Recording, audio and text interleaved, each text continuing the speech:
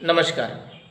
गुप्त नारावत्री आषाढ़ माह के शुक्ल पक्ष की प्रतिपदा तिथि से आरंभ हो रही है, जो कि 6 जुलाई दिन शनिवार से लेकर के 15 जुलाई तक है।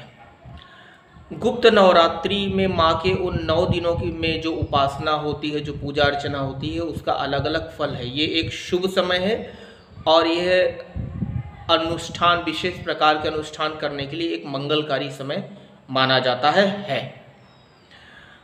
जिन व्यक्तियों की कुंडली में या जिन व्यक्तियों के जीवन में यदि विवाह से संबंधित परेशानी हो, विवाह बाधा हो, तो माँ कात्यायनी का उपासना के लिए सर्वोत्तम समय होता है, जो नवरात्रि की षष्ठी तिथि होती है।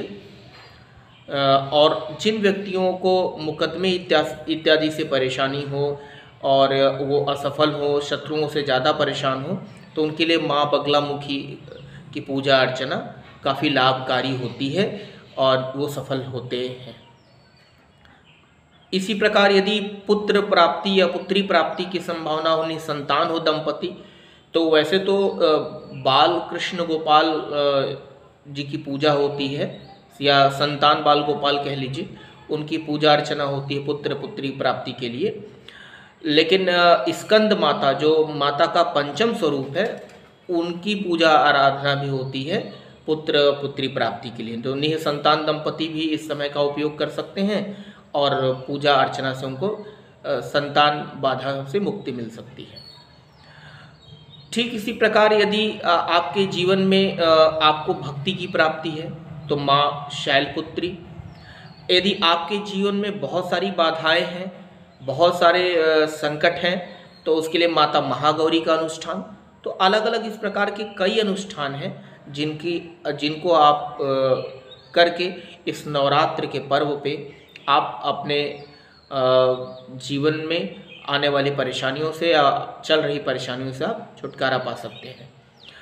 इसके अलावा जो माँ का जो द्वितीय स्वरूप है, वो भक्ति मार्ग के लिए बहुत श्रेष्ठ माना गया है, माँ ब्रह्मचारिणी का स्वरूप।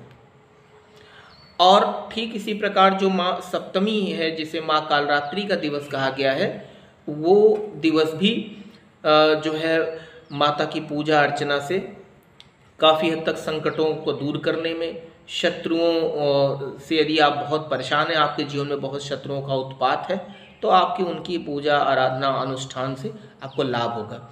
लेकिन याद रखें, ये जो अनुष्ठान है, ये जो पूजा अर्चना है, ये किसी विद्वान और योग्य ब्राह्मण या योग्य व्यक्ति के द्वारा ही करनी और करानी है। या यदि आप स्वयं कर सकते हो, आपको विधि की जानकारी है, तो आप स्वयं भी करिए, क्योंकि अनुष्ठान के कुछ अपने नियम होते हैं, उनका पालन अवश्य होता है, तभी वह फलदायी होता है, तब वो जा कर के आपको रिजल्ट ओरिएंटेड होता है, आपको उसके फल वो फलित होता है, आपको उसके अनुष्ठान के शुभ फल प्राप्त होते हैं आपको।